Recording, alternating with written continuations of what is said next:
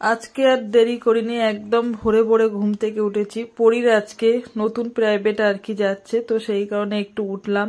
আর তার মধ্যে দেখছি দুধটাও দিয়ে গিয়েছে, যে দুধটা জোগাড় নিচ্ছি সকালবেলা একদম ভোরবেলা এসে দিয়ে গিয়েছে।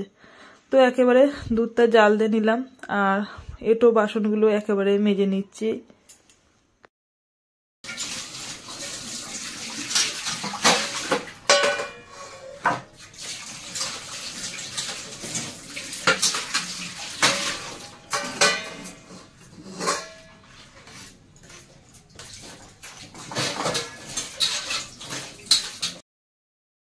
ঘুম থেকে যখন উঠেছি সকালবেলা এত পরিমাণে ঠান্ডা লাগছিল, আর চারিদিকে দেখছি কুয়াশা, জানো তো।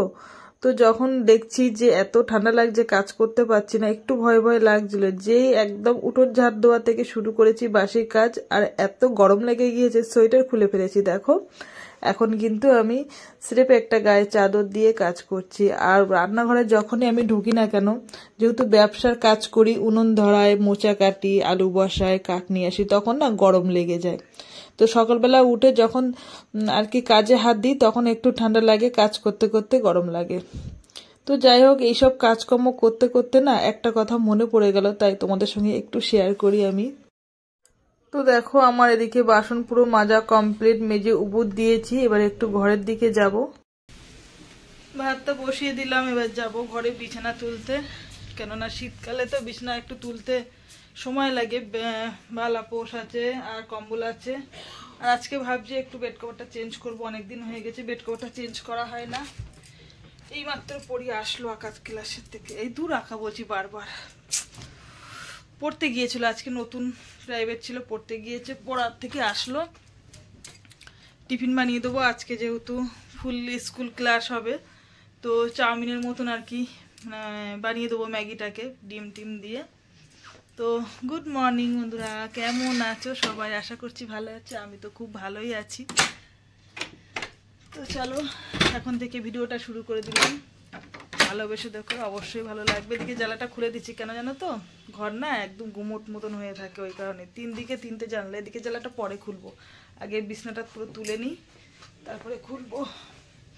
ওদিকে দৌড়োদৌড়ি করে কাজ করে আসলাম, রান্নাঘরে আঁচ ধরিয়ে আসলাম, কাঠ আনলাম, দিয়ে এবার যাবো মোচা কাটতে যাব। পরির আগে টিফিনটা বানিয়ে দিই, দিয়ে তারপরে আর কি যাবো ওদিকে রান্নাঘরে যাব, কাজ আছে।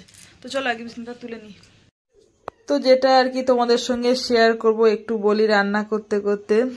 তো এই ভিডিও আমাদের বানাতে বানাতে কিন্তু সংসারে আদার্স কাজ কিন্তু আমরা করতে পারছিলাম না, যেগুলো আর কি বাড়তি কাজ থাকে।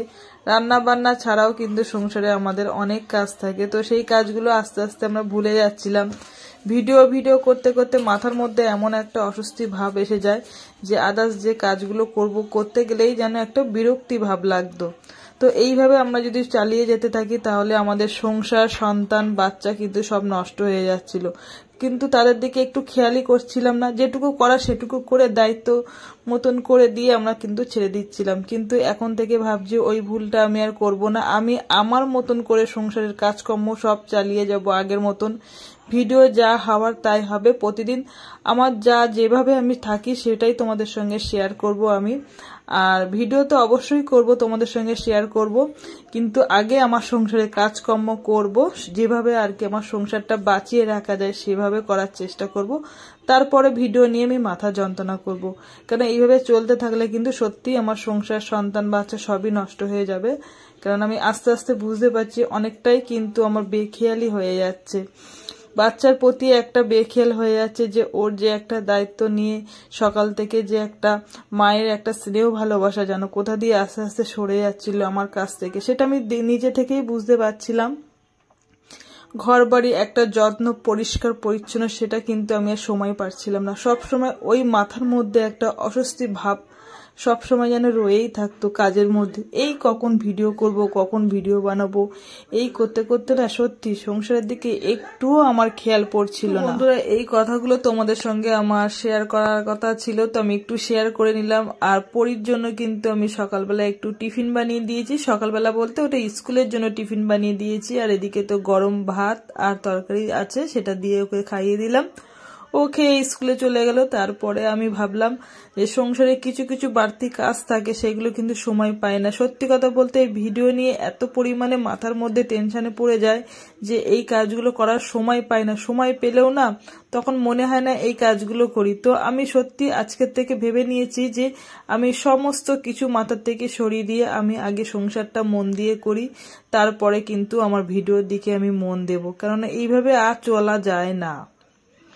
তো দেখো বন্ধুরা, আমার এদিকে দুপুরে রান্না বান্না কি করছি। আজকে হচ্ছে ওলকপি দিয়ে, আলু দিয়ে আর টমেটো দিয়ে আর তেলাপিয়া মাছ দিয়ে একটা ঝোল বানাবো, আর এদিকে বাঁধাকপি আর আলু চচ্চড়ি। এইগুলো বানিয়ে এবার চলে যাব সোজা আমার ব্যবসার কাজের দিকে।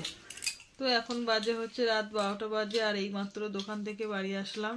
এসে ওদের দুজনের ভাত দিলাম খেতে। ভাত আর তরকারি গরম করেছি, কেননা শীতকাল পড়ে গিয়েছে, একদম ঠান্ডা। তো মানে রাতে তো রান্না করছি না, সেই সকালে রান্না করছি, যেহেতু পরীর স্কুল খুলে গিয়েছে। সেই সকালবেলা একবারই রান্না হচ্ছে, সেই রান্না এখন তো শীতকাল নষ্ট হচ্ছে না, রয়ে যাচ্ছে, সেগুলো গরম করলাম করে পরীর আর পরীর পাপাকে খেতে দিলাম। আমিও একটু নিলাম, আমি দুধ নিয়েছি। আর এই যে রুটি রয়েছে, রুটিটা হচ্ছে মা করেছে, তো সেই রুটি দিয়ে দুধ দিয়ে খাবো। আর ওদের দুজনের ভাত আর তরকারি রয়েছে বেশি বেশি, সেইগুলো দিলাম।